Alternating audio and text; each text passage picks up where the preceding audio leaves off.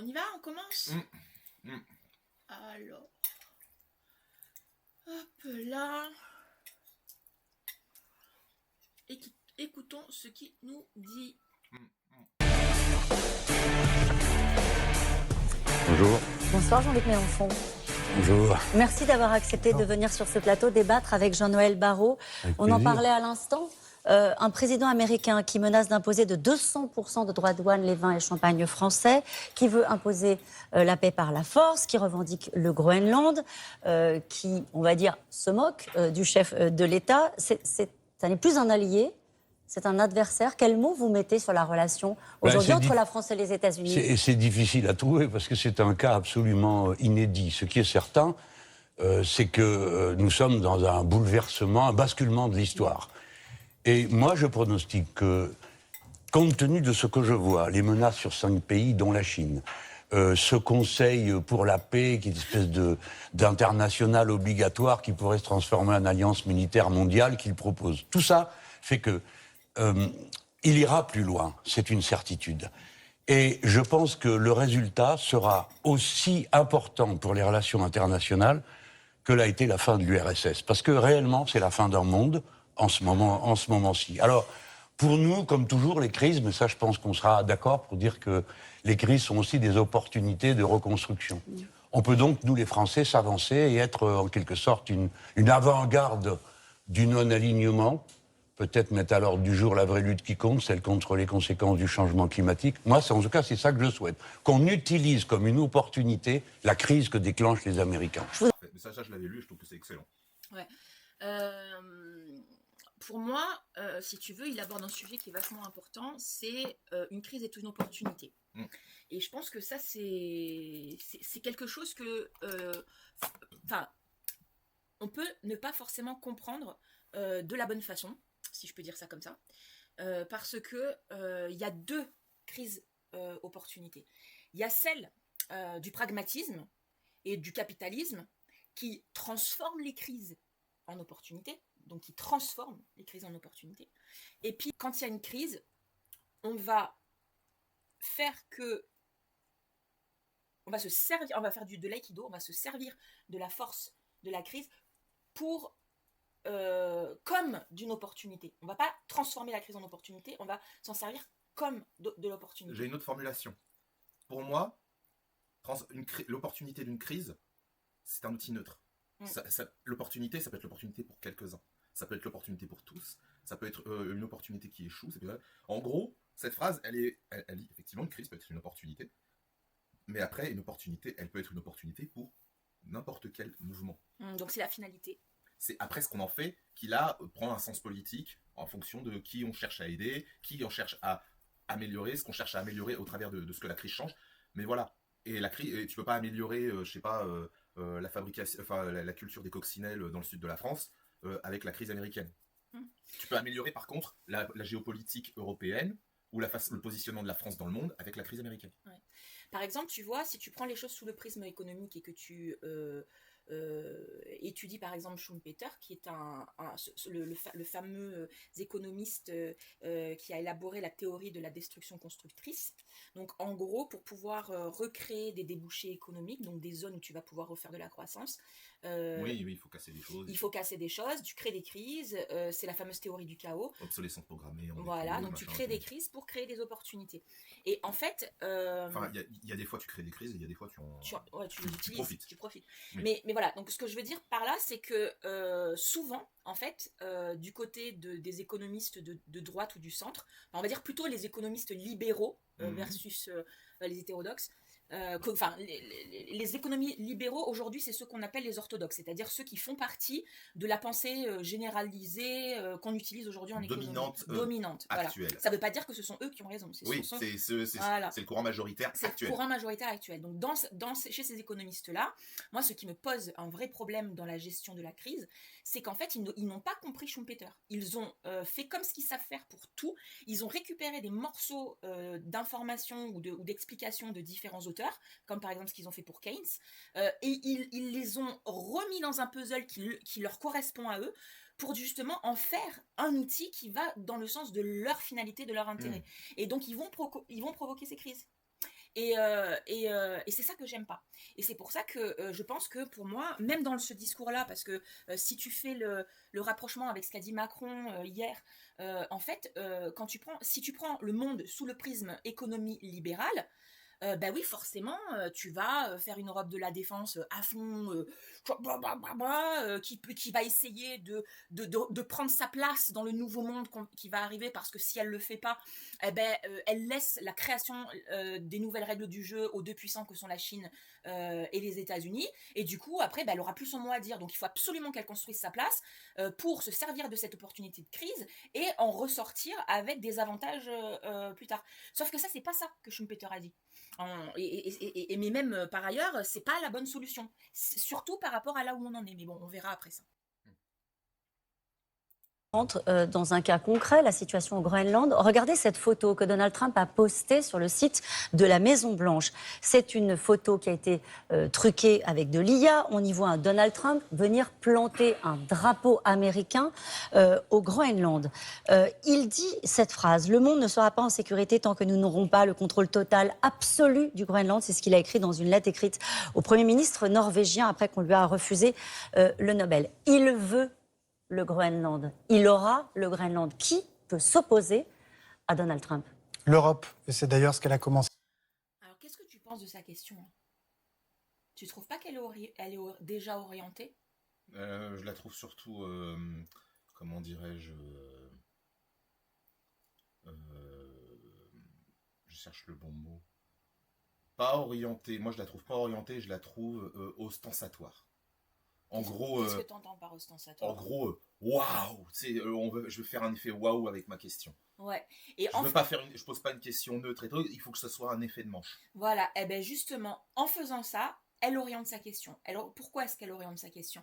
Parce qu'en fait, la mentalité générale actuelle, que ce soit à cause de la peur, que ce soit à cause de l'éducation qu'on a, ou à cause de ce qu'on n'arrête pas de nous mettre dans la tête avec les médias, c'est que les États-Unis sont super forts et tout, ils nous dominent déjà depuis des dizaines d'années, ils peuvent tout faire, et puis tu vois, Trump finalement il veut faire un truc, il y arrive, donc en gros on est nous sous sa domination, et s'il veut le Groenland, il l'aura. Et donc la façon dont elle le dit, en gros, c'est comme si c'était plié d'avance. Sauf que là c'est un effet de manche, Mistral. Ils sont déjà d'accord entre elle et le ministre. Et en fait, là, le ministre, il va déballer ses arguments pour contrebalancer le truc. Parce que de toute façon, ce que tu décris, elle n'a pas besoin de le faire. La plupart des gens ont déjà cette vision-là des choses, que les États-Unis... Oui, mais elle la renforce. Et en la renforçant, comme tu dis, ça crée l'effet de manche derrière. Et ça fait que derrière, le ministre, à mon avis, il va pouvoir dire... ouais, mais l'Europe peut être un garde-fou contre ce truc-là, mais à condition d'y mettre les moyens. Voilà, c'est ça. C'est à faire, puisque cet après-midi, les députés européens, le Parlement européen, a suspendu l'accord commercial que nous jugions déjà déséquilibré l'été dernier. Et ce message est un avertissement qui doit être reçu comme tel par l'administration américaine. Et si les menaces, si la coercition devait se confirmer, alors l'Europe en tirerait toutes les conséquences. Et la Commission s'y prépare. Et elle... Typique. Ouais. Comme ce qu'ils ont fait pour l'Ukraine.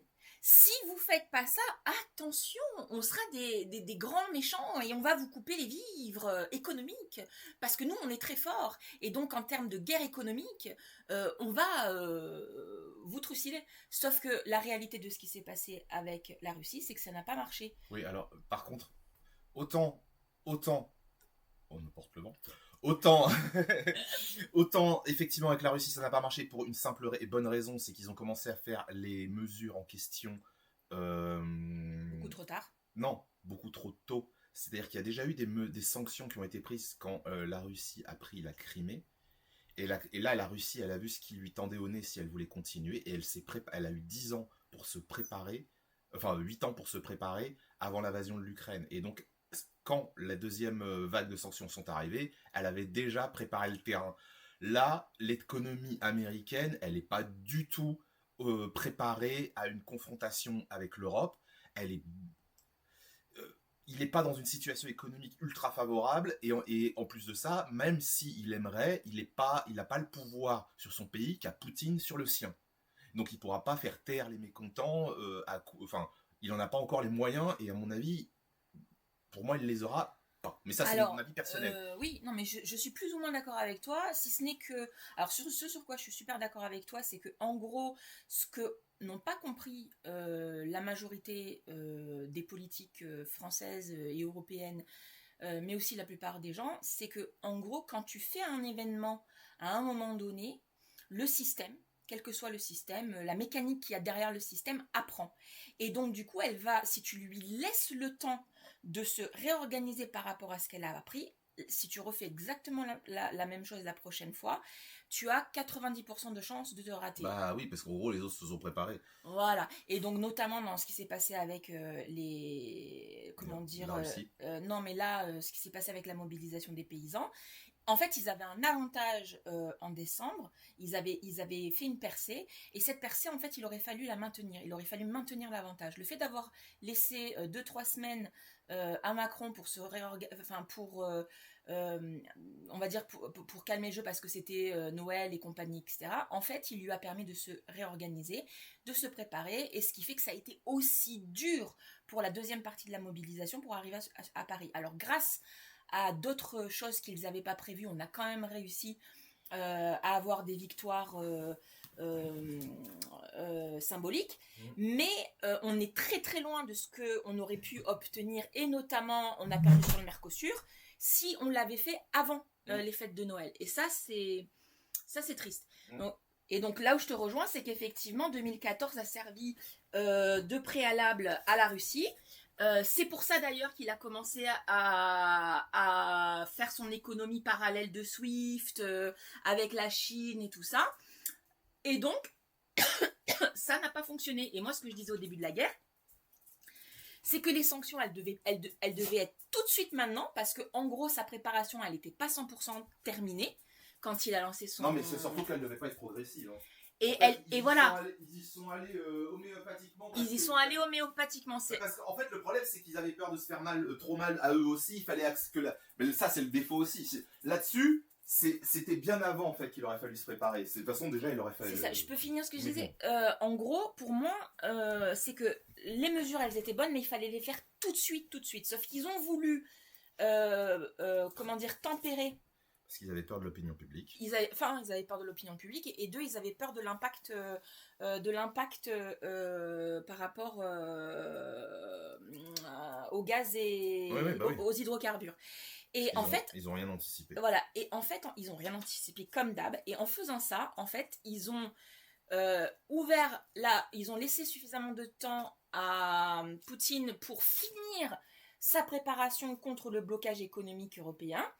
Ça a été un peu dur pour lui au début, mais il y a réussi. Et ça, moi, je l'avais dit dès le départ. Si la mesure de contre-offensive, c'est la guerre économique, c'est tout dès le départ. Sinon, ça marchera pas. Bah oui. Et là où je te rejoins par rapport aux États-Unis, c'est que Trump est arrivé il y a pas longtemps, que dans son précédent mandat, il n'a pas réussi à préparer la totalité de ce qu'il devait préparer pour être 100% efficace. Et que donc du coup on est encore dans un moment où, un peu comme au début du conflit avec la Russie, où il n'est pas 100% prêt pour son autonomie économique. Sauf que là où je te rejoins pas, c'est que pour moi, il est beaucoup plus proche d'y arriver que ce que tu penses.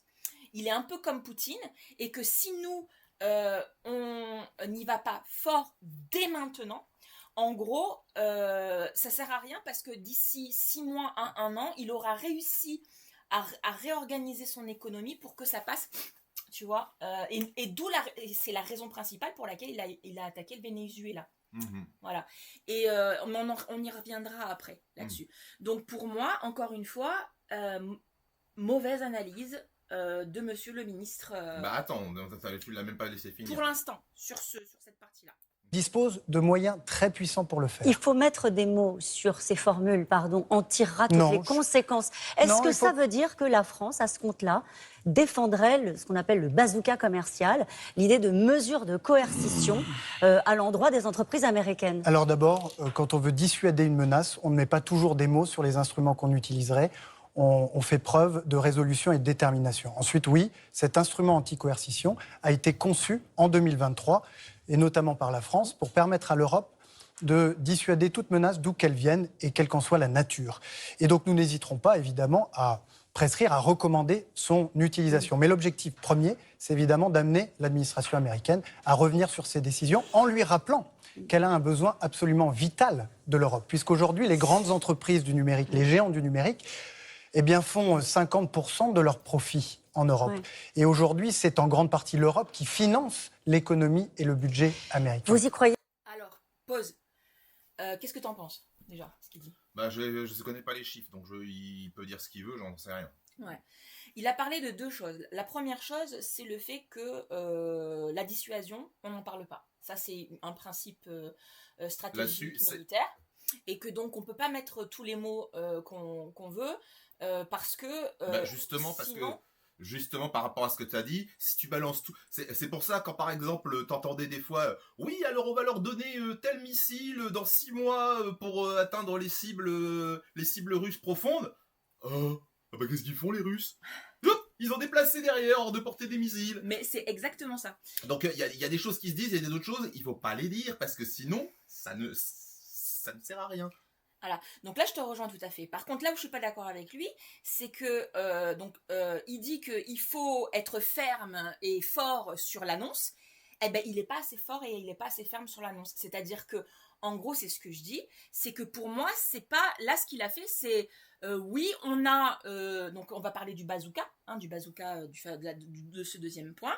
Il dit oui, on a notre bazooka et s'il faut, on le mettra en place et on a 50%. Voilà. Alors déjà, ce que je tiens à dire, c'est que si tu le fais pas tout de suite, tu vas perdre l'avantage sur ces 50% parce que c'est exactement ce qui s'est passé pour la Russie. La Russie, elle faisait plus de 50% de son chiffre d'affaires à l'extérieur de la zone CIS. Hein, et pourtant, ça ne l'a pas empêché. Donc, déjà, il faut comprendre ça. Qu'ensuite,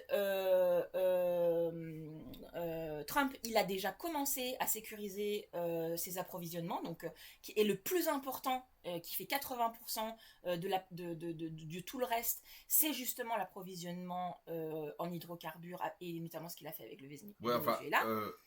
Laisse-moi juste finir. Pourquoi est-ce qu'il va aller sur le Groenland? Voilà. Donc, il est en train de le faire. Il est déjà dedans. Et le truc, c'est que... alors oui, le marché européen reste un bloc très important, mais le marché européen, il a aussi ses dépendances inverses. Que l'Europe a déjà prouvé qu'il était long à la mise en place. Donc du coup, ça, Trump, il le sait. Donc c'est pour ça que moi, là, ce qu'il est en train de te dire, c'est un mauvais positionnement. Le bon positionnement, ce serait de dire, ok, maintenant, on en a marre. On a compris que Trump, on ne pouvait pas faire avec. Donc on stoppe. Quelles que soient les conséquences, on se réoriente sur nos stratégies de partenariat. Et là c'est fort, on dit hop, on arrête, on se réoriente sur les stratégies de partenariat, quitte à devoir aller négocier avec la Chine qui n'a pas les mêmes méthodes, et ensuite si Trump nous pousse à le faire, nous le ferons. Voilà, ça ne veut pas dire qu'on va le faire, c'est juste là tu mets en avant quelque chose de vraiment puissant. Et ton boomerang, ton bazooka, il ne s'arrête pas à ta capacité européenne qui est déjà, pour plus de gens, qui est déjà perçue comme insuffisante, mais il se base sur un changement de coalition. Et ça fait toute la différence. Mmh. Voilà, donc ça c'est ce que je pense moi. Mmh. Voyons voir ce que va nous répondre JLM. Jean-Luc Mélenchon, à la force de frappe de l'Europe, qui dit on va revenir sur le traité sur les droits de douane. Là, on est engagé dans un bras de fer. Je suis en face du ministre des Affaires étrangères de mon pays. Je tâche de faire en sorte que ça se passe bien pour nous, les Français d'abord. Mais regardez bien, cette affaire de Groenland, il y a il y a deux aspects à voir. Un, la terre de Saint-Pierre et Miquelon, qui est dans l'estuaire. Alors, je veux juste préciser que ce qu'il vient de dire là, c'est que en gros. Là, sur ce plateau, il est en face du Premier ministre. Non, du Donc, ministre. du ministre, voilà. Donc, en tant que Jean-Luc Mélenchon est parole publique, il n'a pas le droit de dire n'importe quoi. Donc, il est obligé dans sa façon de parler. Mais pourquoi tu le défends? Il n'y a pas besoin, je suis tout à fait d'accord. Non, je le défends pas. C'est juste que Ah, tu te prépares pour... Voilà. Bon, d'accord. Ok. Non, ok. c'est juste qu'en fait, j'explique parce qu'il est tellement... il explique tellement mal les choses parfois qu'on comprend pas que ce qu'il a dit là, c'est par rapport à la posture du plateau et c'est pas par rapport à la posture générale du moment français, etc. Voilà. Mais justement, en tout cas, moi, je le sais En assez gros- intelligent pour savoir s'adapter. Et je le prends pas du tout pour justement un polémiste à la noix Exactement. qui vient là pour faire son petit buzz perso. Hein. Non, mais Ça, je l'ai jamais cru. voilà, mais là, en ça. fait, il applique justement la première règle dont on parlait, c'est que quand on fait de la dissuasion, on donne pas toutes ses cartes. Et donc, justement, c'est ce qu'il est en train de faire. Saint-Laurent a le même statut que Saint-Pierre et Miquelon, ainsi que la Polynésie française, ainsi que Wallis et Futuna, ainsi que la Calédonie Kanaki. Donc nous sommes très directement intéressés, compte tenu des fronts de guerre qu'organise M. Trump. Je pense à tout ce qui est en Asie du Sud-Est, en particulier la partie, la Nouvelle-Calédonie Kanaki et la Polynésie française. Tout ce Il qui se pourrait trouve faire la là-bas. même chose qu'avec le Groenland, c'est ça que vous dites? Bien sûr. Donc, il faut avoir un coup d'avance. Et je propose que pour le coup d'avance, c'est une idée que je vous propose, on vote que les territoires associés, parce que c'est leur statut à ces territoires-là, ils n'ont pas le même statut que les dom-toms, soient considérés comme territoires de l'Union européenne. Pourquoi? Ils le sont, de facto, juridiquement en tout cas. Pourquoi? Parce que quand on a posé la question à Mme van der Leyen, est-ce que le Groenland est vraiment européen? Alors elle regarde en l'air, elle répond pas. Non, il faut répondre oui, absolument. Et donc on pourrait avoir, si vous voulez, une sorte de vote solennel qu'on aurait dans le Parlement européen sur ce dossier-là. De même que nous pourrions avoir la discussion au Conseil de sécurité sur le Groenland. Nous, les Français, on est membres du Conseil de sécurité, donc on peut dire on va avoir cette discussion. Parce que, je termine, mais il faut que ce soit lui l'agresseur et qu'il n'y ait pas d'ambiguïté sur qui est responsable de ce qui pourrait arriver. Et croyez-moi, Caroline Roux, c'est pas rien pour les États-Unis. Il y a des frontières physiques, bien sûr, militaires, mais il y a des frontières morales et ils ne peuvent pas s'en exonérer totalement. Vous êtes sûr? Parce que c'est de ça dont on doute aujourd'hui. Pourquoi je vous pose la Mais il le fait question? exprès, Caroline Roux, il le fait exprès. Il veut qu'on doute du fait qu'il est capable d'aller jusqu'au bout pour qu'il n'ait pas besoin de nous forcer et qu'on lui cède. Des avions militaires. Donc, qu'est-ce que tu penses déjà de ce qu'il a dit là? C'est très très juste. C'est extrêmement juste et c'est très pertinent. Et je dirais même c'est excellent parce que c'est une très bonne idée. Et honnêtement, si la Macronie dit non à ça, je comprends. Là, c'est même pas... C'est incohérent. C'est incohérent. Même d'un point de vue... il n'y a aucun point de vue que ce soit de la gauche à la droite de l'échiquier, tout le monde sera d'accord avec ce qu'il vient de dire. Eh ben, tu vois... Il y a eu des gens qui ont dit non? Non, c'est pas ça. C'est que, en gros, je pense que le gouvernement, ça, ne l'a pas compris. Pourquoi? Je m'explique. C'est que, tu vois, c'est ce que je viens de te marquer là, c'est blabla versus acte. En gros, ce que je disais avant, c'est que aujourd'hui, Trump a bien compris que l'Europe n'était pas prête à faire. Comme ce qui s'est passé au début de la deuxième partie de la guerre en Ukraine, où, en gros, l'Europe a voulu temporiser. Eh ben, il pense que le gouvernement franco-allemand de l'Europe aujourd'hui est dans la même dynamique. Il ne veut pas actionner tout de suite. Et là, ce qu'est en train de dire Mélenchon, de façon très polie, c'est « Hé, Coco, les gars, arrêtez le blabla ». Quand on voit van der Leyen qui est en train de faire « Oui, qui regarde à droite ». Non, là, c'est plus le moment du blabla et des belles paroles. Oui, on le fera. Oui, on le fera. Non, c'est le moment des actes. C'est bien parce que ça, le faire en soi, c'est pas une provocation. Et en même temps, ça montre clairement que... Exactement. Et là, il propose deux choses à faire qui ne sont pas encore des provocations, mais qui sont des vrais actes concrets, qui démontrent et qui montrent, qui donnent la preuve qu'on n'est plus dans le blabla, mais qu'on est dans l'acte. On se prépare. Donc, et c'est là où je le trouve très intelligent. Tu vois. Américano-canadien arrive ce soir au Groenland pour participer, soi-disant, à des activités prévues de longue date. Est-ce qu'il y a encore des verrous, comme le dit Jean-Luc Mélenchon, morale, ou est-ce qu'il y a un risque d'affrontement militaire au Groenland avec les États-Unis? Il y a évidemment des verrous, puisque notre analyse, Jean-Luc Mélenchon, c'est que le Groenland étant un territoire européen, est couvert par la solidarité que se doivent les membres de l'Union européenne au titre de l'un des articles du traité de l'Union 47.2. européenne. 42.7. Ah, Et puis, 42.7. par ailleurs, le territoire groenlandais est également couvert par la protection de l'OTAN. Et donc, pour ces deux raisons, la solidarité européenne est requise. Et il ne Parce que j'ai entendu que la France Insoumise avait posé une demande pour sortir de l'OTAN. Oui. Alors, moi, je pense... Non, pour initier le processus. Ah non, ouais, enfin oui, non, mais Oui. en gros, c'est de sortir de l'OTAN. L'objectif, c'est de sortir de l'OTAN. Bah oui, on est d'accord. Et moi, je suis d'accord, mais pas, pour moi, c'est pas la bonne séquence. Il faut d'abord faire l'alternative à l'OTAN avant de sortir de l'OTAN. Oui, j'entends ce que tu veux Parce dire. que- Et c'est pour ça que j'ai proposé, que j'ai précisé le début du processus. Parce que en gros, c'est pareil que le même truc là qu'on vient de discuter, blabla par rapport à Acte. C'est que en gros, si tu votes quelque chose qui te dit, ok, nous rentrons dans le processus. Dans ce processus, par exemple, il y a 3 phases. La première phase, c'est une phase d'évaluation des risques et de l'impact. Hein. Ensuite, à la fin de la première phase, il y a un plan. Donc, deuxième phase, c'est préparation et coordination du plan. Troisième phase, c'est mise en place du plan. Donc, en fait, le fait de faire cet acte, c'est un acte qui coûte pas beaucoup au début. Mais à la différence du blabla, c'est un acte juridique. Donc, le fait de faire ça, c'est un acte fort supplémentaire qui vient s'additionner aux autres actes qui sont proposés par JLM là et qui viennent derrière mettre encore plus de pression. Et là, tu vas avoir des dirigeants, pas que Trump, mais ceux qui sont derrière Trump, qui vont commencer à se poser la question parce que comme le disait un analyste géopolitique que j'ai regardé par ailleurs, il expliquait que ouais, mais alors l'OTAN c'est bien, mais les bases américaines et les bases de l'OTAN, elles sont toutes sur des territoires étrangers. Et sur ces territoires étrangers, il y a partout des armées qui, localement, je dis bien localement, sont plus fortes que les bases américaines elles-mêmes.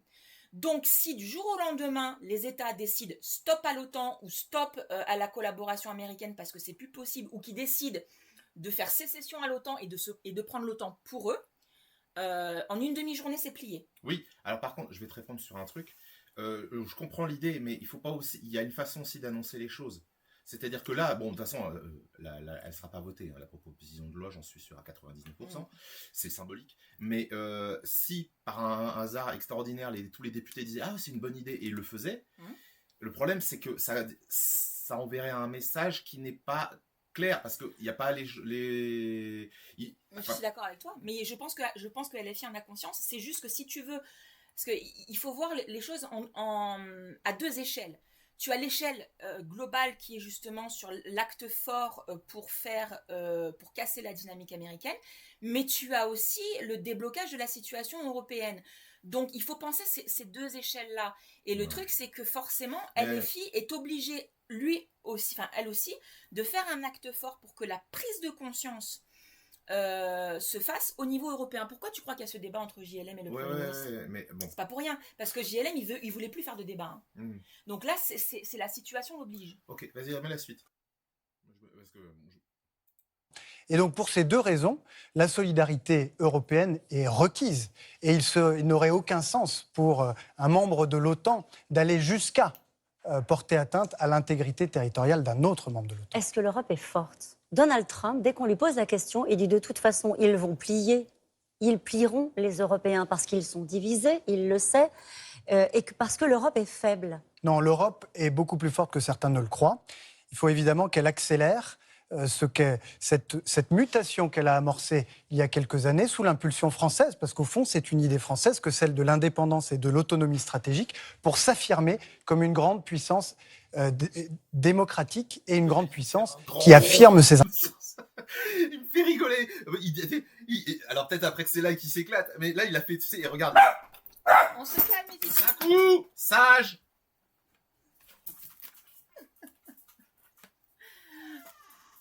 Ah, il y a quelque chose qui s'est passé dehors, laisse-les aller dehors. Mais non, c'est pas, c'est une Intéressant. créature. La créature vient de rentrer. Ah, c'est Jocelyn ? Bah oui. Donc, c'est intéressant ce que tu dis. Alors déjà, il faut savoir que, contrairement à beaucoup d'autres politiciens qui pensent que montrer qu'on a des papiers, ce n'est pas c'est faire croire aux gens qu'on ne maîtrise pas son sujet. En fait, ça c'est totalement faux. Moi, j'y crois pas du tout. C'est montrer qu'on a préparé son sujet, justement. Et prendre des notes au fur et à mesure, justement, c'est réussir à calibrer son discours pour pouvoir répondre sur ce qui est le plus juste et le plus pertinent. Et effectivement, moi, ce que j'aime, c'est que les gens, généralement chez LFI, ne se laissent pas avoir par cette mécanique, entre guillemets, d'image, et n'hésitent pas à montrer que, bah oui, quand on doit réfléchir, on doit aussi écrire, quoi. Et donc après, le rond que tu as vu, et puis aussi la tête, et puis parce que tu as vu, quand il a dit ça, il s'est retourné vers Jean-Luc, parce que tu vois, il savait qu'il abordait un point. Ah bah le sang, ouais, c'est clair. Voilà. Mais bon, encore une fois, là, tu vois, moi je reviens sur le propos qu'il a dit. Il dit l'Europe, contrairement à ce que Trump pense ou qu'il laisse dire, n'est pas si faible que ça. Je suis d'accord avec lui, mais je pense que dans leur analyse, ils ont une mauvaise analyse sur leurs forces et leurs faiblesses, et que donc du coup, ils pensent qu'ils vont être en capacité de rivaliser sur des forces qu'ils imaginent, qu'en réalité ils n'ont plus. Mais ça, on en rediscutera après. Vous y croyez? Je vous repose un peu la question, Jean-Luc Mélenchon, mais depuis quelques jours, on entend l'Europe va s'opposer, l'Europe est forte, l'Europe est en capacité de repousser les ambitions américaines au Groenland. Est-ce que cette Europe-là que vous connaissez peut le faire? Pour être franc, je comprends que le ministre essaye, c'est son job, c'est son boulot, mais j'espère qu'il a aussi un plan B, parce que ça va pas trop le faire. Je vais vous donner une petite démonstration, si j'ose dire. Il y a 27 pays de l'Union. Le Danemark dit on va aller militairement faire un exercice d'observation. Bon, alors les Français, etc. 7 sur 27 disent on y va. Et tous les autres, qu'est-ce qu'ils font? Et les Allemands, à peine arrivés, l'oncle Sam leur fait les gros yeux, remonte dans l'avion et rentre chez eux. On voit la faille. Mais là où on peut être, je sais pas. Elle est où la faille d'après toi? Il veut pas la dire explicitement. Mais d'après toi, c'est quoi? En fait, les grandes puissances aujourd'hui ont compris que le point faible le plus important de l'Europe, c'est sa désunion. Bien sûr. Et que donc, tu as beau même mettre les plus grandes nations dans ces sets qui vont aller faire montrer leurs muscles, on a très bien vu que la mécanique de décision européenne actuellement n'est pas en capacité, elle n'est pas prête pour gérer un système, on va dire, de guerre conventionnelle ou d'affrontement de type guerre conventionnelle avec les moyens qu'elle a. C'est illusoire. Et même le fait de mettre la pression, on va dire, sur l'économie de guerre, etc., c'est pas possible. Par contre, je considère que l'Europe est bien plus forte ailleurs, parce qu'aujourd'hui, on n'est plus en guerre conventionnelle. Ce sont des guerres hybrides, et je pourrais même dire qu'on est en guerre hybride 3.0. Et donc, on a des forces que l'on s'ignore et que nous, personnes qui viennent de la stratégie numérique, on comprend. Et ces gens-là, en fait, ils ont de la merde sur les yeux. Et c'est ça qui m'énerve. C'est qu'en gros, ils veulent absolument contrebalancer avec les muscles, alors que là, on est beaucoup plus fort, c'est sur le cerveau. Et ça, ils n'arrivent pas à le comprendre. Combien de temps ça va tenir? Parce que, pardon, je ne m'en prends pas à vous, c'est le président qui décide, il nous l'a encore rappelé, il paraît même qu'il écrit vos tweets, ce que je ne crois pas. Mais il a dit, il a refusé de participer à ce fameux Conseil de la paix. Eh bien, je l'approuve et le soutiens dans cette décision. Mais c'est le seul sur tout le paquet qui a été invité qui dit j'irai pas. Pourquoi? Parce que c'est une ONU bis. Il faut bien comprendre ce que fait M. Trump. Ce n'est pas un fou. Il a une stratégie très précise. Son but ultime, Caroline Roux, ça m'est déjà arrivé de vous dire, notez, vous allez voir, ça va se passer. Eh bien, son but ultime, c'est la Chine, c'est pas nous. Et dans cette histoire de Groenland, ce qui est visé par lui, c'est la route qui passe au-dessus par où passeraient les Chinois.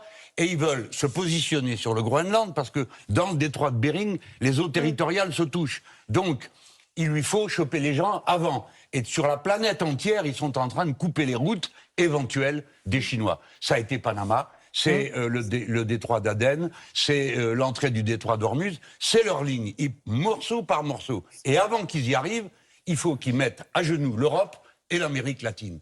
En Europe, ça résiste, en Amérique latine, ça résiste. Mais personne ne peut dire jusqu'à quel point ça tiendra. Jean-Luc Mélenchon a... Alors, là, on est sur le nœud, sur le cœur du problème. Et on voit qu'ils avaient préparé, parce qu'ils sortent une vidéo aussitôt. Donc, ils savaient ce qu'ils allaient évoquer. Alors, ils se sont préparés. Tu sais, aujourd'hui, avec la génération... Source, la sœur 2010. Ils ont interrogé Chat et Chat leur a sorti le truc en 10 secondes.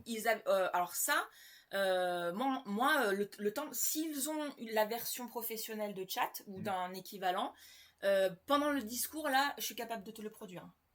Donc, c'est juste...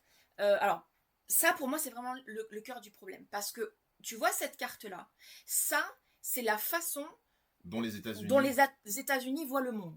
Et les Chinois voient le monde. Oui. Et en fait, en deux blocs opposés l'un à l'autre. Mais même pas ça. Tu te rappelles, je te parlais de cette histoire. Je te parle là vraiment de la carte du monde.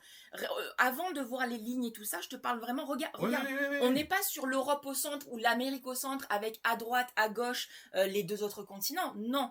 Le point central, c'est le pôle Nord. Et en fait, la vision géostratégique des États-Unis et de la Chine est basée sur cette analyse du monde depuis 30 ans. Alors que la France et l'Europe, ça ne fait qu'à peine une petite dizaine d'années qu'ils ont compris qu'en fait, géopolitiquement, les deux grandes puissances pensaient le monde différemment. Et on va dire, ils commencent à peine à identifier les enjeux que ça veut dire. Et là, quand tu vois ça, en gros, il faut, si tu rajoutes à ce niveau-là, en fait, la zone vitale, ce qu'on appelle la zone, tu fais des cercles concentriques, la zone vitale des États-Unis. Donc pour eux, le Canada, ils considèrent que c'est à l'intérieur de chez eux. Hein. C'est tellement allié que voilà.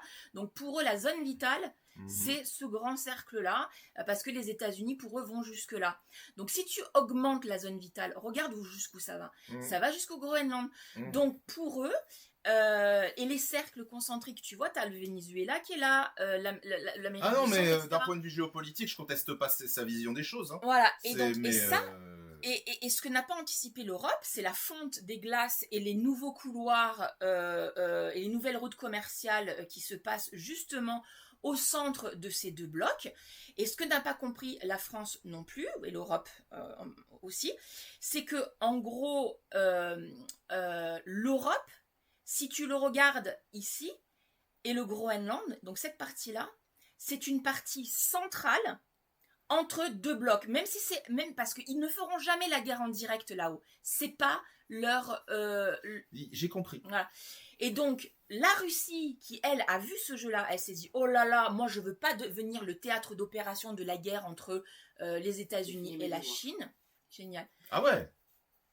Donc, elle veut pas devenir le théâtre. Donc, c'est pour ça, en fait, qu'elle a commencé depuis 2014, à booster sa capacité à s'auto-défendre. Oui. Mais par contre, nous, on est tellement faibles que le théâtre d'opération, il va se passer là.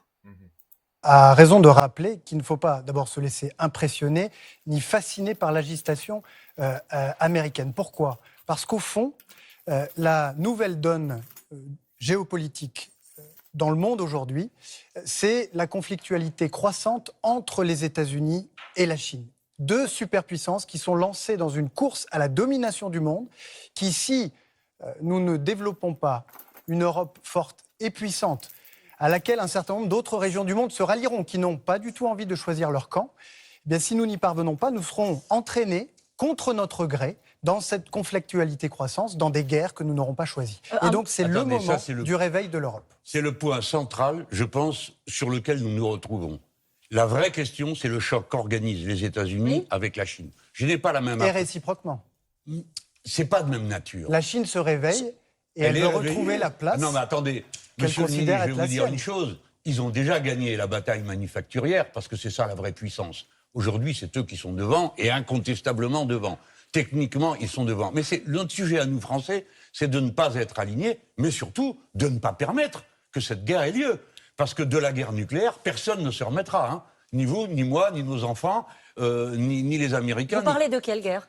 Celle qu'organisent méthodiquement les Nord-Américains. face aux Chinois. La méthode chinoise est différente. Ils arrivent, ils s'installent, ils proposent des sous parce que leur caisse déborde. Cette année, ils ont fait 1200 milliards d'excédent commercial. Donc, c'est plus où le mettre leur argent. Et ce sont des dollars. Mais Jean-Luc Mélenchon, il faut aussi savoir leur dire non lorsque, à leur tour, les Chinois, la Chine, exercent une forme de coercition. Pensez à nos filières, celle du cognac, celle des produits laitiers, Oui. ou celle encore du porc, qui sont aujourd'hui soumis à des droits de douane qui sont considérables. On est d'accord. Écoutez, tenir tête, ce n'est Alors, là, tu vois, il a ramené... encore une fois, il a ramené la problématique sur la problématique économique. Et encore une fois, il se plante de priorité. Déjà, moi, ce que je considère, après, laisse-moi finir, il se plante de priorité. Moi, ce que je considère,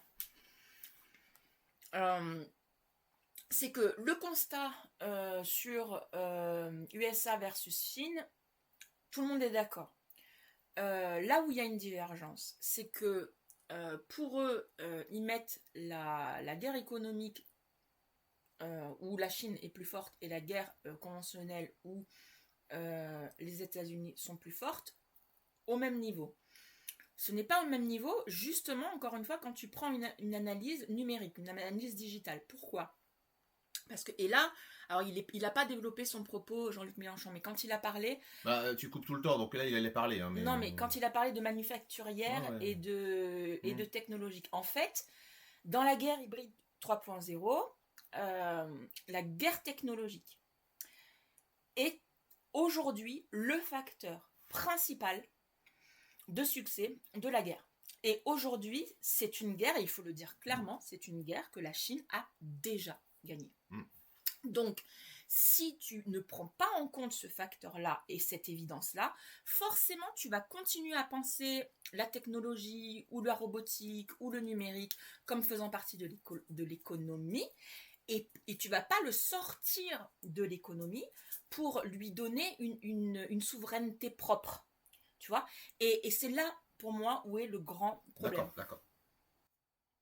rien quand on peut discuter avec les gens qui sont d'accord. Pourquoi ils sont d'accord pour discuter ? Parce qu'ils sont forts.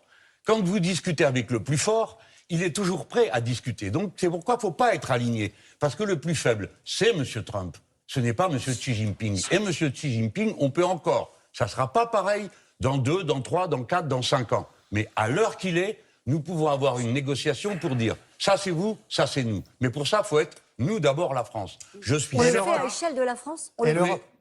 Pardon, mais excusez-moi de vous le dire, ce n'est pas possible. Parce que, à l'étape actuelle, nos Lui, il a dit à l'Europe, à l'échelle de l'Europe. Et là, il répond... intérêts ne sont pas les mêmes. Je n'en veux à personne. Mais les intérêts des Français, les capacités des Français ne sont pas celles des Danois, qui ont jusqu'à présent ont été le cheval de Troie des États-Unis d'Amérique en Europe, ne sont pas les mêmes que les Allemands, vous le savez comme moi. Mais c'est avec nos partenaires européens que nous avons résisté à certains des chocs les plus violents que nous avons subis. Rappelez-vous, la crise de la Covid-19, sans l'Europe, nous n'aurions pas eu de plan de relance. Ils sont derrière vous, on les voit. Donald Trump, Xi Jinping, Vladimir Poutine. La suite, pour nous, c'est quoi ? C'est d'attendre qu'ils se partagent le monde, puisqu'on est aujourd'hui dans un monde qui a basculé, avec de nouveaux empires. Vous dites, l'Europe résiste, l'Europe est capable de dire non. Comment vous... Petite parenthèse, en gros, ce qui m'énerve, c'est que les macronistes et ce clan-là, ils n'arrêtent pas de parler de stratégie, alors qu'ils ne savent pas ce que c'est la stratégie. Ils appellent ça la stratégie, alors qu'en réalité, ce ne sont que des sommes de tactiques. En gros, la somme des tactiques qu'ils ont, ils imaginent que c'est une stratégie. Mais ce n'est pas une stratégie. Ils ont une stratégie, mais elle n'est pas basée là-dessus. Ils ne s'occupent pas de ça. Oui, mais ils ont une stratégie, économique, voilà. Mais ce que je veux dire, mais d'un point de vue géopolitique, ils ne comprennent pas, enfin, ils ne sont pas stratégiques du tout. Vous voyez la suite ? D'abord, je ne suis pas sûr qu'il faille mettre les trois sur le même plan. Et comme nous étions en train de le dire, c'est avant tout la rivalité croissante entre la Chine et les États-Unis qui va structurer le monde dans lequel nous vivrons et dans lequel l'Europe a une responsabilité majeure, celle d'ouvrir une troisième voie, celle de l'équilibre à laquelle se rallieront des pays de l'Asie du Sud.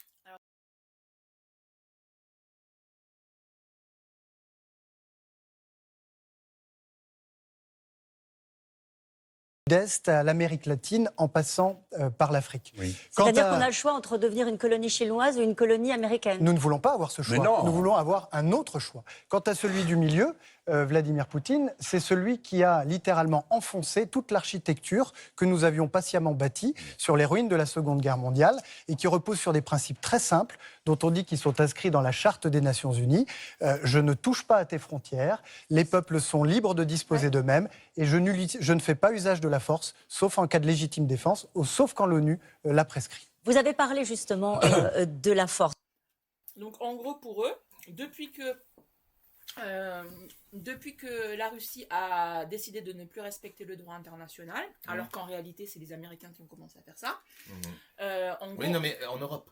Oui. Bah, ça compte pas. Parce Bah que oui, ça compte pas. Les autres pays, ça Voilà. compte pas. Et on va dire en plus en Europe, on pourrait reparler de la Serbie, mais ça. Oui, ça on pourrait compte. reparler de la Serbie, du Kosovo, et on Mais pourrait bon, parler aussi de, pour moi, Israël, et voilà, c'est un peu Europe aussi. Hein. Et puis même Géorgie. Et la Transnistrie. Et la Transnistrie, voilà. La Transnistrie, c'était en 91. Voilà. C'est parce que quand j'entends les gens, parce que j'entends des gens de chez LFI qui disent l'OTAN ne sert à rien et c'est l'OTAN qui a poussé la Russie à agresser. Hep. Non mais, t'as fini de bouffer les biscottes? Non. Vas-y, Transnistrie. Bah la Transnistrie, c'était déjà en 91. Non, mais tu disais, c'est l'Europe qui a Bah oui, poussé, mais moi, comme je te l'ai déjà... l'OTAN, ça sert à rien et tout ça. Enfin, non, mais et- parce qu'il y en a qui disent, ouais, l'OTAN, on aurait dû le dissoudre et tout. Mais si l'OTAN a eu du succès, alors après, les Américains, ils avaient bon jeu de le garder parce que ça leur faisait un marché. Mais la Transnistrie, c'est pas les Américains qui l'ont laissé. C'est les Russes qui sont restés et qui ont laissé, dès la fin de l'URSS, donc avant même qu'on parle de 94 avec l'histoire et tout. Ouais. Donc, Non, mais on est d'accord. En fait, donc les gens de l'Est, ce qu'ils voyaient, c'est que les Russes, ils étaient pas encore complètement partis, quoi. mais c'est ça. Et puis aussi, Et c'est pour ça qu'il y en a autant qui rejoignent l'OTAN. et le truc, c'est que, en gros, aucun des deux grandes puissances de l'ancienne guerre froide n'a réellement joué le jeu de l'ONU. Et nous étions justement ce troisième bloc qui se servait de l'ONU, mais avec la force de tous les autres pays, donc qui n'étaient pas des grandes puissances comme la puissance soviétique et la puissance américaine, pour justement se servir ça et pour maintenir le statu quo. Le statu quo. Attends, laisse-moi finir. Oui, je sais. On te les chouille, maman, parce qu'on veut des biscottes. Mais non, c'est fini, il y en a plus. Donc voilà. Et donc ce que je disais, c'est que, et en gros, ce qui s'est passé donc dernièrement, à partir des années à peu près, depuis la grosse crise financière des subprimes en 2008, c'est que Poutine a compris que économiquement, il était extrêmement vulnérable. Et que donc, du coup, il fallait absolument qu'il sécurise ses approvisionnements de l'économie réelle.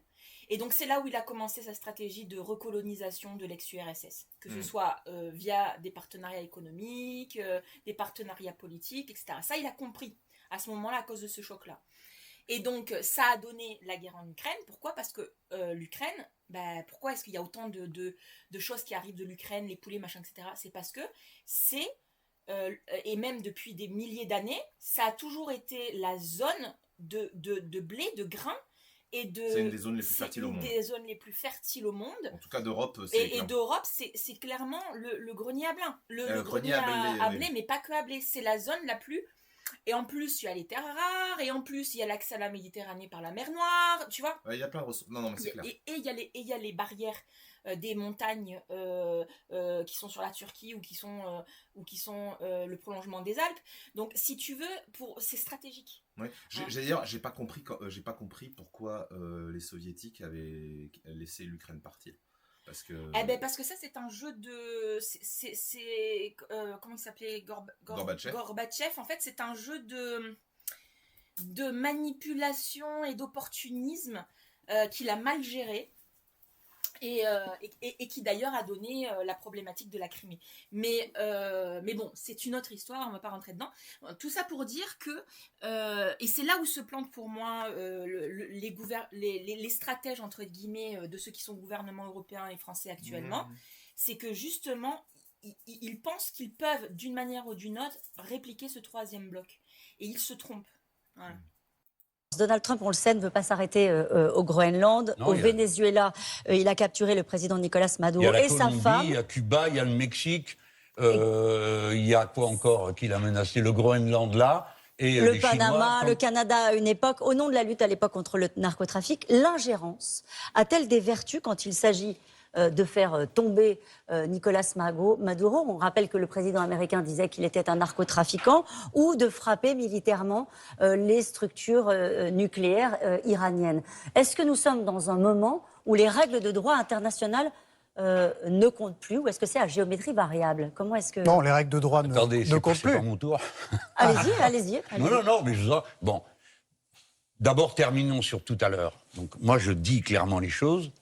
En toutes circonstances, nous nous opposerons à la guerre contre les Chinois. Nous pouvons faire un bon accord. Deuxièmement, comme l'a dit M. Barrot, et je partage son avis, les trois ne sont pas sur le même plan. Donc, réfléchissons. Ouais. Notre intérêt est de terminer le plus vite possible la guerre d'Ukraine et que les Russes sortent d'Ukraine et qu'on ait des garanties mutuelles de sécurité. Nous, Européens, et surtout, M. Barrot, je pense qu'on pourrait se comprendre là-dessus. Il faut réintégrer la Russie dans le concert européen. On va en parler. Non. C'est très important parce que c'est le point d'équilibre des forces. Vous ne pouvez pas regarder les forces et dire bon, alors on a le choix à savoir à qui on va se soumettre. Donc on parle aux Russes. Il faut d'abord qu'ils sortent. Il faut d'abord que la qu'on se bavure arrête. renforce. Il faut d'abord donner un budget à nos armées. Il faut d'abord que l'Europe de la défense se développe. Pourquoi faire? Avant que nous soyons en capacité Mais pourquoi d'avoir faire cette discussion avec la Russie après Vladimir Poutine pour bâtir cette architecture de sécurité européenne. En attendant, il faut faire échec au projet colonial de Vladimir Poutine. Et de ce point de vue-là, je pense qu'on a eu quelques divergences. Est-ce qu'on peut reprendre c'est- Alors, voilà, un autre cœur du problème, mais d'un autre problème. Qu'est-ce que tu en penses, toi, de cet affrontement entre les deux, là? Bah, on est au cœur du problème de ce que je pense de LFI et de... Voilà. Je suis... Alors moi, personnellement, en fait, je suis pas du tout un bon géopoliticien. Parce qu'en fait, je pense que quand tu te mets d'accord avec des dictateurs, ça te retournera toujours à un moment ou à un autre contre toi. Toujours. Pourquoi? Parce que eux, ils sont toujours là et que toi, tes gouvernements se succèdent, se remplacent. Pour un Xi Jinping, tu vas avoir 5 gouvernements. Alors, un gouvernement, Xi Jinping, enfin, ou son successeur. Ok, bon, ok, ça marche. Et puis après, le gouvernement a changé, celui-là, il est plus dans ma corde, je vais obtenir des trucs. Et par contre, pour reprendre ce que tu as concédé d'une façon ou d'une autre, là, c'est très vaste. Ça peut être un petit truc, un droit, machin et tout. C'est toujours plus compliqué de reprendre à une dictature que de lui donner. Parce que la dictature, elle a moins le problème de devoir se juste... Quand elle est solide, je parle la Chine par exemple, ou même les États-Unis, si ça devient une dictature apparente, enfin c'est déjà quasiment une dictature, mais c'est très dur de leur reprendre quelque chose. Mais là, on en revient encore une fois à la définition de dictature. Non, c'est pas une question de définition, c'est une gouvernement. Pour moi, c'est ce qui n'est pas. C'est un gouvernement non autoritaire, non démocratique. C'est en gros un gouvernement où le peuple n'a rien à dire. Voilà. Où il doit dire oui. Il n'y a pas oui ou non. Du coup, on n'utilise pas le mot dictature parce que c'est pas tout à fait ça une dictature. Mais il n'y a pas de souci. Moi, je te rejoins là-dessus. Et par rapport à ce qui se dit là, donc on est sur la façon, clairement sur la façon, sur le comment.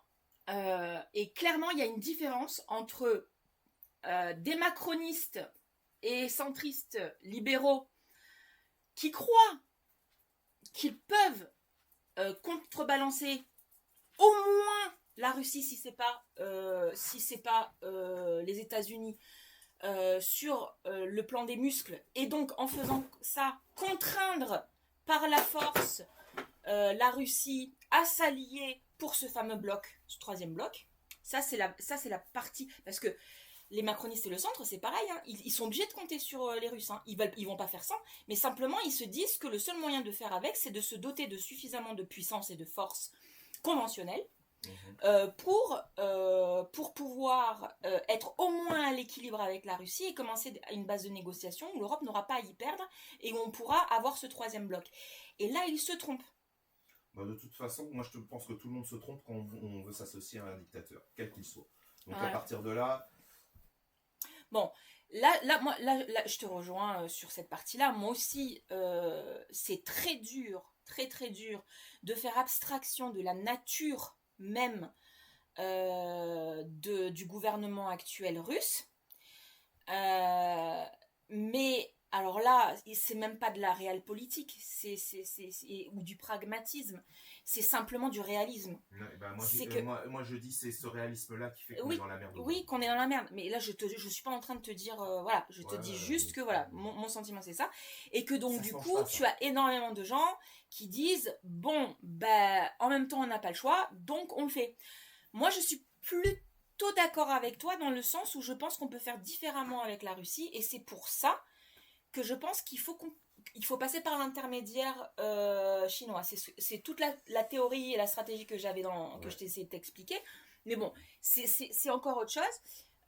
Néanmoins, si on reprend du recul et qu'on se dit, ok, aujourd'hui on est dans une guerre hybride 3.0, l'Europe a les moyens d'imposer ses forces en guerre hybride aux Russes et donc de déstabiliser suffisamment la Russie pour, entre guillemets, faire que la Russie, sans qu'il soit un partenaire, ne soit pas un adversaire. Mais c'est pareil pour tous. Voilà. De toute façon, c'est sur ça qu'on doit tendre.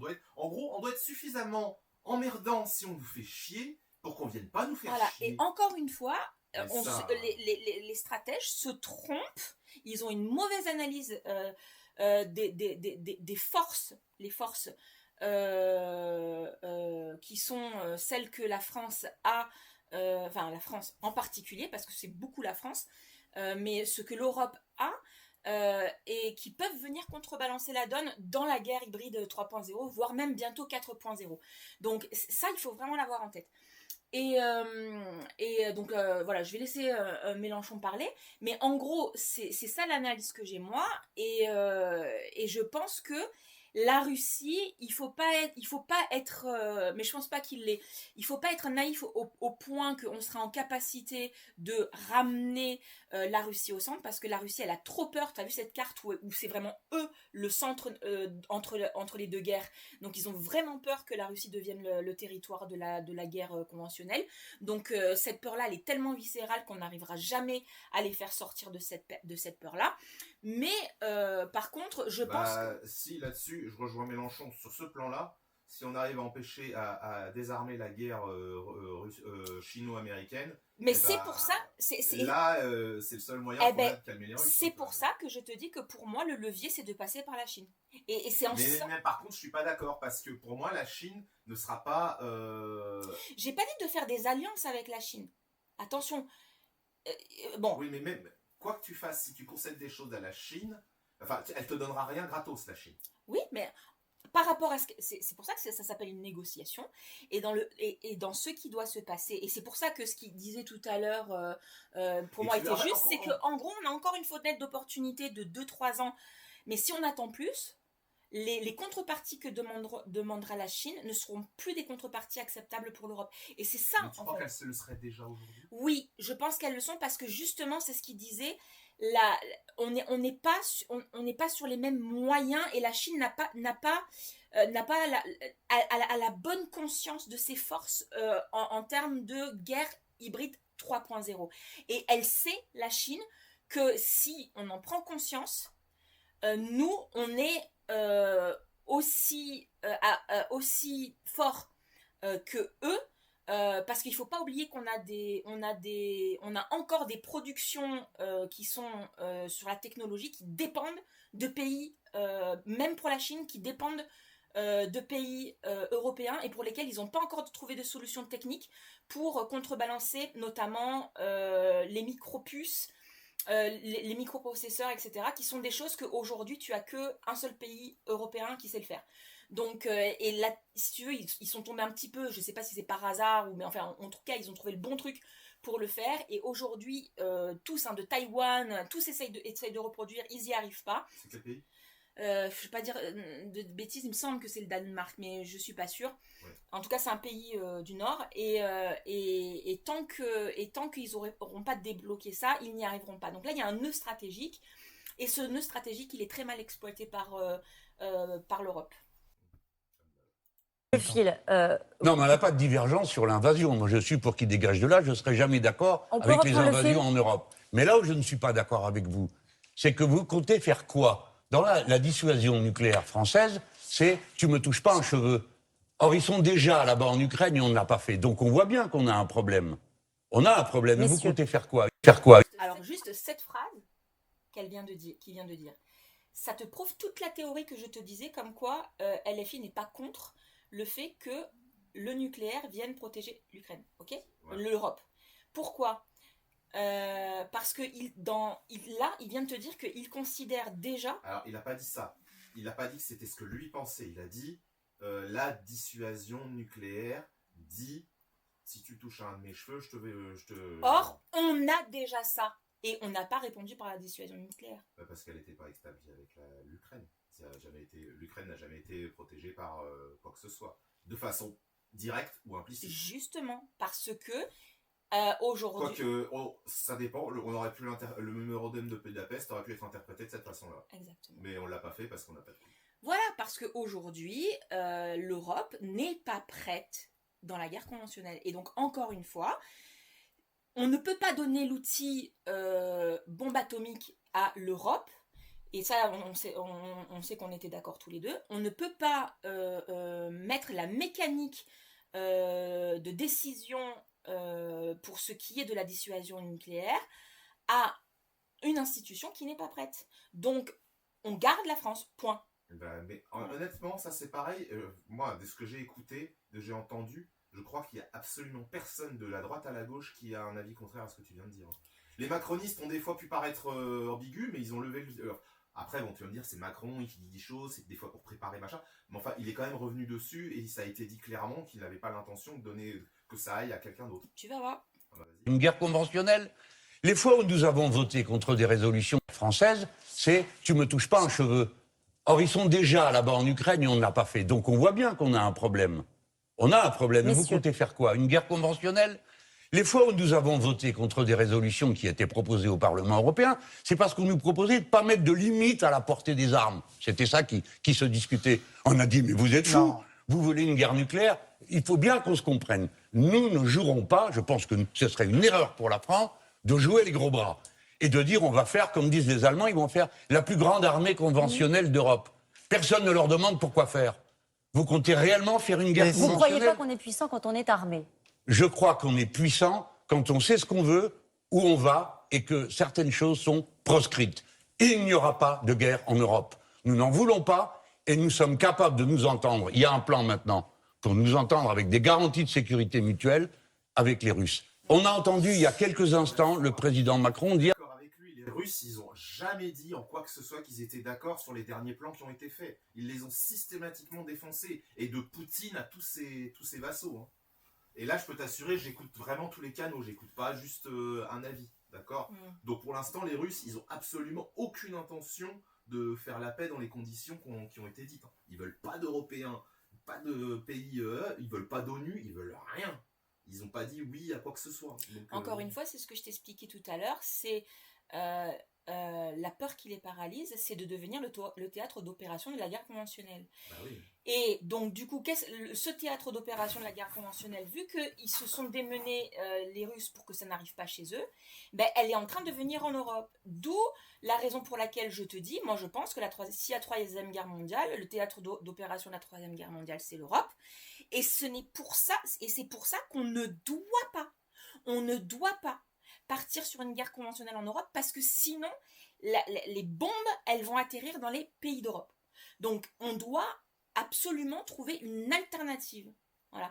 Et là, comme la gouvernance qui est actuellement en place en Europe et en France, c'est une gouvernance atlantiste, donc puisqu'ils ont tous été biberonnés aux associations américaines, ils sont partis faire des échanges américains politiques, etc. Donc, et leurs intérêts, et ils ont la possibilité de se rapatrier aux États-Unis le jour où il y aura la guerre en Europe. Donc ces gens-là, en fait, ils ont besoin d'un endroit où il va y avoir de la destruction créatrice, donc ils vont détruire le vieux continent, ça c'est mon opinion personnelle, pour pouvoir reconstruire derrière et repartir sur de la croissance.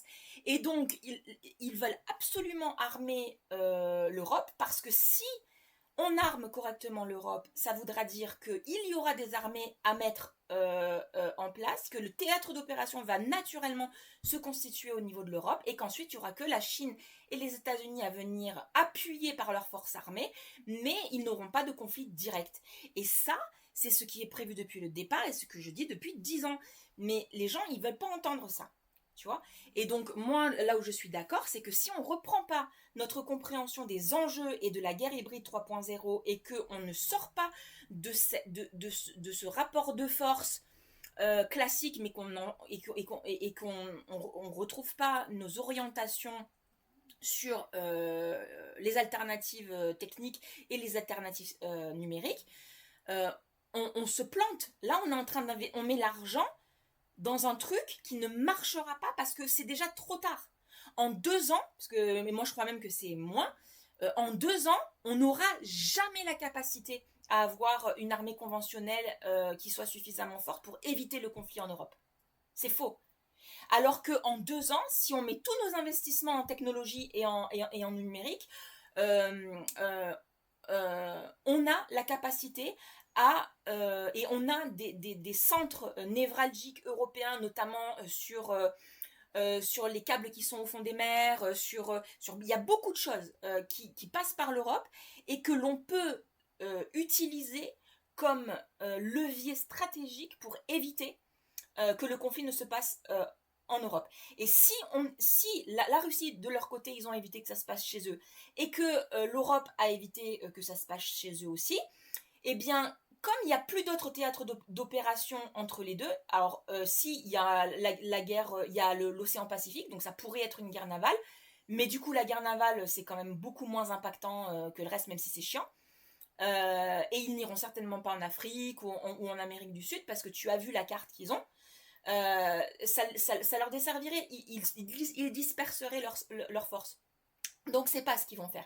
Et donc là on aura un levier suffisamment fort pour justement éviter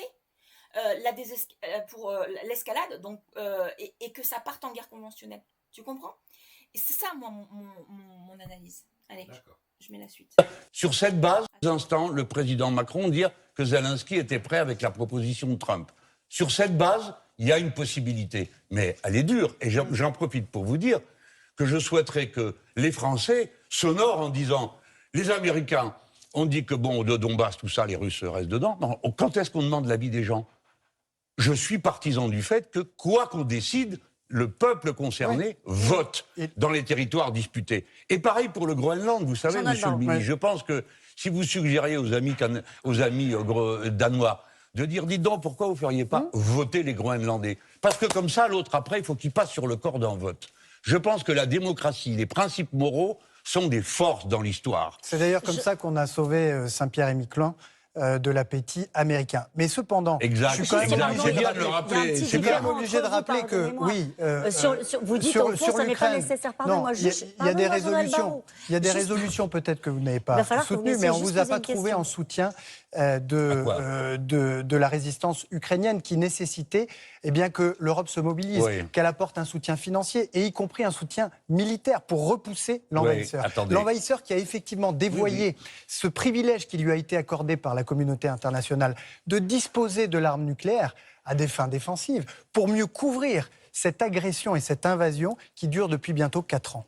Donc tu as vu ? Voilà, ça c'est ce que pensent les macronistes et les centristes au pouvoir en Europe. Voilà. Bon, ne soyez pas injuste.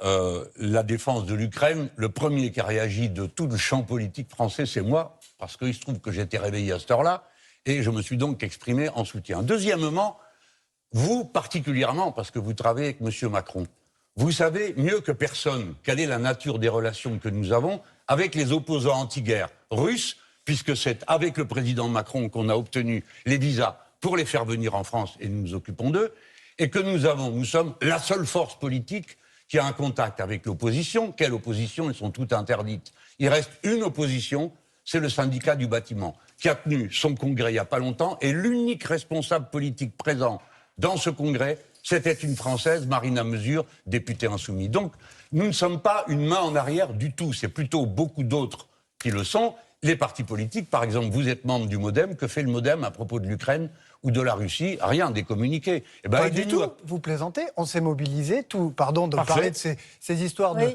On est un peu loin, partis. c'est On s'est prévu, mais allons-y, mobilisé c'est sur pas les des sujets sujets, de l'aide et notamment de l'aide humanitaire qui sont partis par camion jusqu'à Oui, je sais, on était dedans. Kiev, et voilà. Mais attends, on était dans ces histoires-là. Mais par exemple, donnez-nous quelque argent, puisque nous accueillons des Russes opposants à la guerre. J'aime mieux vous dire qu'il faut avoir quelque chose dans le ventre Et pourtant, pour être opposant. Ceux qui sont restés là-bas sont pris 15 ans de prison. Et pourtant, on se souvient de l'absence de soutien des députés de la France Insoumise au Parlement européen lorsque des résolutions étaient passées sur Navalny ou sur d'autres opposants. Mais comme vous êtes injuste et comme vous ne suivez pas les affaires, nous voterons toujours Vous savez, vous connaissez le Parlement européen. Le Parlement européen vous dit, tenez, voici un baril de miel. Et puis quand vous regardez, il y a une cuillère de goudron dedans.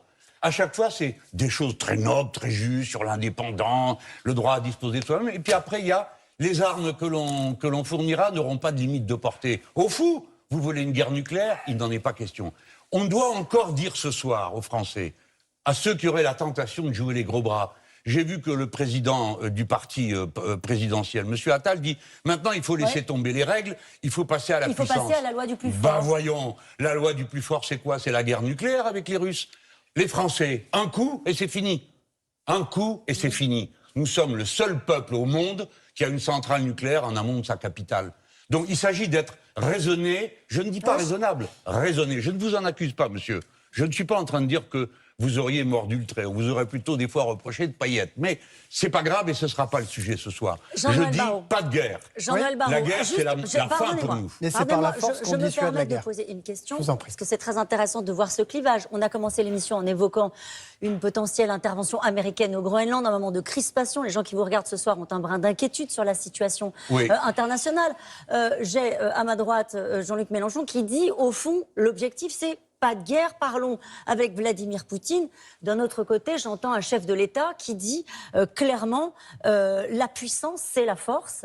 Pour être respecté, il faut être puissant, donc il faut un réarmement. Si tu veux la paix, prépare la guerre. Bien sûr. Ça fait 20 siècles que ça dure cette histoire, il n'y a que la guerre. Alors on va laisser répondre Jean-Noël Barrot. Vous avez dit, je crois, par le passé que l'Europe de la défense, c'était l'Europe de la guerre.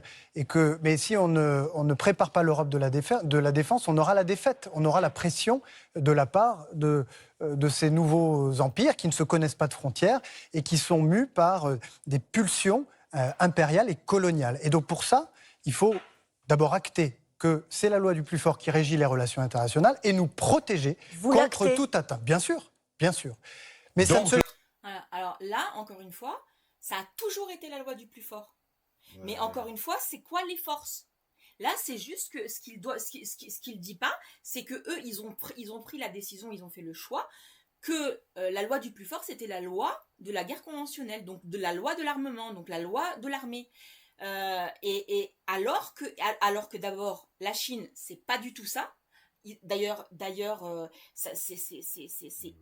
c'est une des raisons qui fait aussi qu'il a attaqué le Venezuela, parce que le principal, 30% ou même plus, à un moment donné, c'était 50% des productions vénézuéliennes allaient en Chine, parce que les deux seuls gros pays qui étaient capables de traiter les hydrocarbures lourds, qui ont les raffineuses pour ça, les raffineries pour ça, c'est les Américains et la Chine. Et qu'est-ce qui manque aujourd'hui en Chine pour justement être vraiment soit totalement égaux, soit dépassés d'un point de vue du point de vue militaire et armement militaire les Américains? Il leur manque leur capacité de projection, donc de pouvoir se projeter au sol sur des... Et il leur manque la capacité à se nourrir, à nourrir les engins. Donc, et donc, si tu veux, encore une fois, ce que fait le logiciel Trump, qui est un logiciel de lecture aussi, parce que je pense qu'il a beaucoup lu, mais de stratégie conventionnelle, il bloque la Chine sur ces aspects que lui pense être ceux qui feront la différence entre les USA et la Chine, sur l'aspect militaire. Or, la Chine, elle a beaucoup d'autres choses. C'est pour ça qu'elle en a rien à foutre de ce qui est en train de se passer là-dessus. Ça la dérange, ça l'empêche de faire les choses correctement, d'aller plus vite, de se sécuriser plus vite. Mais elle a déjà sécurisé par la nouvelle route de la soie tous les approvisionnements dont elle avait besoin pour être totalement souveraine et autonome. Donc, pour moi, encore une fois, là où on a les moyens, donc la Chine et les États-Unis seront équivalentes en termes de force. Donc elles vont, si elles passent à la guerre conventionnelle, elles vont s'affronter sur un terrain qui ne sera pas le leur. Donc nous, ce qu'on doit faire, c'est faire que la force, une de nos forces qui soit pas sur le domaine militaire, soit suffisamment forte pour venir contrebalancer Chine, Europe, et Europe, Amérique. D'accord, j'ai compris. Voilà. C'est bon pour moi, Trésor. Ouais, je t'aime. Droit pas à ça. international, on est d'accord. Non, les principes du droit international, nous C'était la y question restons que je vous posais fidèles. tout à l'heure. Nous y restons fidèles, nous les défendrons toujours parce que nous considérons qu'ils ne sont pas d'ailleurs nés il y a 80 ans, mais qu'ils sont nés au travers d'un lent processus de maturation européenne et qui sont les seuls susceptibles de garantir la paix et la stabilité. Mais Ah ouais, cependant alors que pourquoi vous n'avez pas une seule fois convoqué l'ambassadeur de M. Netanyahou, Si, on l'a fait. alors qu'il se passe ce qui se passe aujourd'hui à Gaza et ce qui s'est passé avant? Il vous a fallu 2 ans pour vous décider à reconnaître l'État de Palestine. C'était une Mais erreur. personne ne l'avait fait avant, ni des gouvernements de droite, ni de gauche, Ah non, mais vous avez ni les raison. gouvernements auxquels Et vous alors, avez c'est pas une participé. excuse. Pendant 2 ans, on s'est payé une horreur qui continue d'ailleurs, parce que le cessez-le-feu n'est pas respecté. Attendez, Monsieur Barrot, il y a un point Et je qui est terminerai très- sur le droit C'est la- international. Oui, c'est la mais c'est fin. très C'est la important. fin de ce Nous débat. sommes d'accord pour dire que le droit est une force. Oui ou Le non? droit est Bien une sûr, vous force. serez Est-ce que avec ça moi. peut être le mot de la Bien fin? sûr. Le droit est une force? Voilà. Et encore là, on en arrive à la force. Donc, il y a différents types de forces. La France, et là il a tout à fait raison, JLM, c'est que la France n'utilise pas toutes les forces qu'elle a à sa disposition pour éviter les engrenages. Elle ne voit le monde que par le biais économique, et comme elle est perdue par rapport à ces conflits, elle se retranche dans des réflexes archaïques qui est l'armée, les militaires. Sous principe, encore une fois, de mauvaise lecture des stratèges qui ont écrit, qu'ils soient économistes, politiciens ou militaires, des stratèges qui ont écrit parce qu'ils les comprennent mal. Et voilà, alors que la France, effectivement, sur le droit, et même l'Europe, sur le droit et l'administration, nous sommes extrêmement forts. Encore une fois, c'est une force. Alors, ce n'est pas une force qui, à elle seule, peut venir contrebalancer les Ricains et les Chinois. Mais sachant que les Chinois sont quand même beaucoup plus respectueux de la norme, puisque ça reste un pays administratif, d'administration.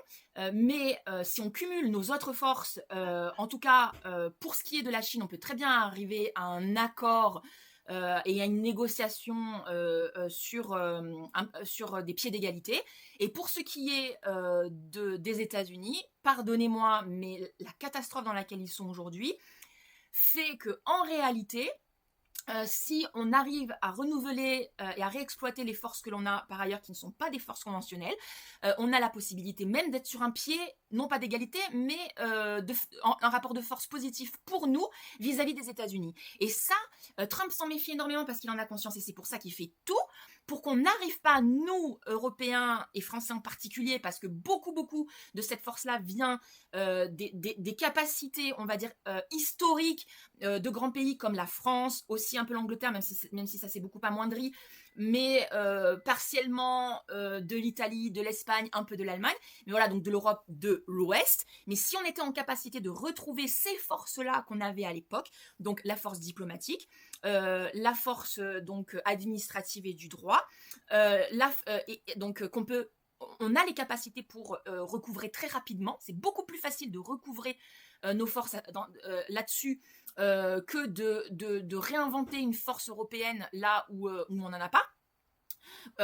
Et puis après, il y a les forces d'innovation, où là, on est d'accord, il y a un espèce ils ont tellement investi, les Américains et les Chinois là-dessus, on pense qu'on est à la ramasse, sauf que ce qu'ils ne comprennent pas, les gens, c'est que pour qu'une force fonctionne, ça n'est pas que le volume.